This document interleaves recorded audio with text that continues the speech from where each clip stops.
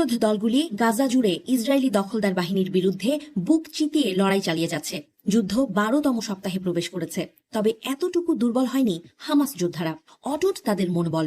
স্বাধীনতার লক্ষ্য অর্জনে ওদের রক্তে আগুন জ্বলছে। তেল আবিব অধিকৃত অঞ্চল এবং ইসরায়েলি সামরিক ঘাঁটিতে রকেট হামলা অব্যাহত রয়েছে। আল কাসাম ব্রিগেড গাজায় নিরীহ বেসামরিকদের বিরুদ্ধে ইসরায়েলি গণহত্যার প্রতিক্রিয়া হিসেবে তেল আবিবে একাধিকবার রকেট হামলার দায় স্বীকার করেছে। ইসরায়েলের মূল লক্ষ্য হামাসকে ধ্বংস করে দেয়া, কিন্তু তারা তাদের সেই লক্ষ্যের আশেপাশেও নেই। খুব দ্রুতই যে এমন পরিস্থিতির পরিবর্তন হবে তারও কোনো সম্ভাবনা নেই।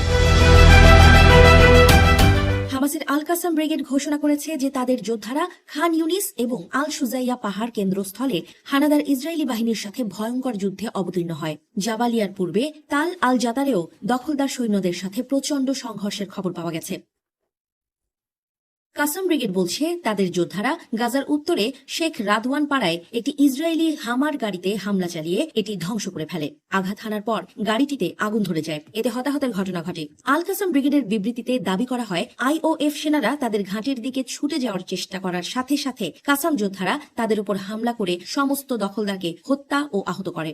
বিবৃতিতে যোগ করা হয়েছে, এ সময় আইওএফ এর উদ্ধারকারী একটি দল সাহায্যের জন্য এগিয়ে এলে তাদের উপর অ্যান্টি পার্সোনাল মিসাইল দিয়ে আক্রমণ করা হয়। এছাড়াও গোষ্ঠীটি নিশ্চিত করেছে যে ইসরায়েলের মোট 12 জন সৈন্য নিহত ও আহত হয়েছে। আল কাসাম ব্রিগেড শেখ রাদওয়ানের আশপাশে ইসরায়েলি বাহিনীর বুলডোজারকেও টার্গেট করে এবং এর চালককে হত্যার ঘোষণা দেয়।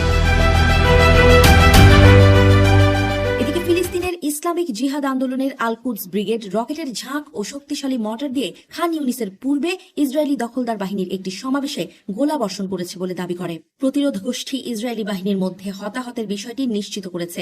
এ সময় ইসরায়েলি হেলিকপ্টারগুলি আহতদের পরিবহনে এগিয়ে আসে। খান ইউনিসের পূর্বে আল জান্না এলাকায় ইসরায়েলি সেনাদের একটি অবস্থানও মর্টার শেল দিয়ে আক্রমণের দাবি করেছে আল কুদস ব্রিগেড। এর আগে মঙ্গলবার ইসরায়েলি দখলদার বাহিনীর মুখপাত্র ঘোষণা করেছিলেন যে উত্তর গাজায় 2 জন ইসরায়েলি অফিসার নিহত হয়েছে, যার ফলে আগ্রাসন শুরু হওয়ার পর থেকে গাজা উপত্যকায় নিহত ইসরায়েলি সৈন্য ও অফিসারের সংখ্যা 131-এ পৌঁছেছে।